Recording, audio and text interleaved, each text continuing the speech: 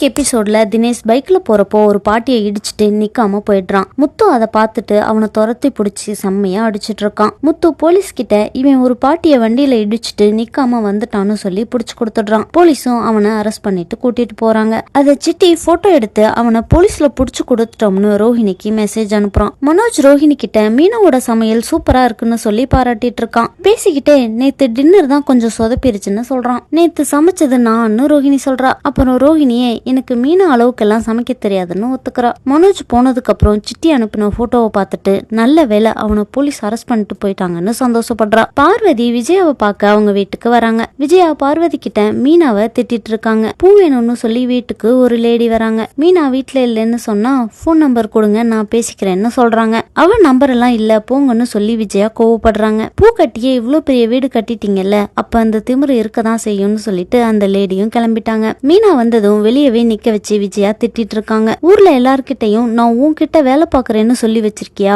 உன்னை தேடி வர்றவங்க எல்லாம் உன்னை பத்தி என்கிட்ட கேக்குறாங்கன்னு கோவப்படுறாங்க. இவ வேலைக்கு போறேன்னு சொல்லி வீட்டுல இருக்க எல்லா வேலையும் என்ன செய்ய வைக்கிறான்னு சொல்றாங்க. அப்புறம் ரோஹிணி கிட்ட இனிமே உன் கூட நான் பார்லர் வரேன்னு சொல்றாங்க. ரோஹிணியும் அங்கெல்லாம் வந்தா உங்களுக்கு ரொம்ப போர் அடிக்கும்னு சொல்றா. அப்புறம் விஜயா மனோஜோட கடைக்கு போறேன்னு சொல்றாங்க. ஆனா ரோஹிணி விஜயா கிட்ட நீங்க தான் நல்லா பரதநாட்டியம் ஆடுவீங்கல்ல, பேசாம பரதநாட்டியம் ஸ்கூல் ஆரம்பிச்சிருங்கன்னு சொல்லி சும்மா இருந்தவங்க கால்ல சலங்கையை கட்டி விட்டுட்டா. பார்வதியும் என்னோட வீட்லயே கிளாஸ் எடுத்துக்கோ, ஆனா வாடகை மட்டும் கொடுன்னு சொல்றாங்க. அப்புறம் விஜயா அவங்க டான்ஸ் ஸ்கூல்லையே நினைச்சிட்டு பெரிய கனவு கண்டுட்டு இருக்காங்க. மீனாவும் ரோஹிணியும் அண்ணாமலை கிட்ட ஆன்ட்டி பரதநாட்டியம் கெட்டப்ல வருவாங்க, வெயிட் பண்ணுங்க பாக்கலாம்னு சொல்றாங்க. அதுக்கு அண்ணாமலையும் அந்த கொடுமையை பார்க்கணும்னு இருந்தா அதை யாராலையும் மாத்த முடியாதுன்னு சொல்றாரு. முத்து வந்து மீனா கிட்ட யாருக்கு என்னாச்சு, ஏன் போன் பண்ணி வீட்டுக்கு வர சொன்னேன்னு கேக்குறான். அதுக்கு அண்ணாமலை முத்து கிட்ட காலம் சில விஷயங்களை நம்ம கண்ணு முன்னாடி நடத்தி அதை பார்த்தே ஆகணும்னு கட்டாயப்படுத்தும், வெயிட் பண்ணி பாரு உனக்கே தெரியும்னு சொல்றாரு. வீட்டுல இருக்க எல்லாரும் விஜயா எப்ப வருவாங்கன்னு ஆவலோட வெயிட் பண்ணிட்டு இருக்காங்க. அவங்களோட சேர்ந்து நாமளும் வெயிட் பண்ணுவோம்.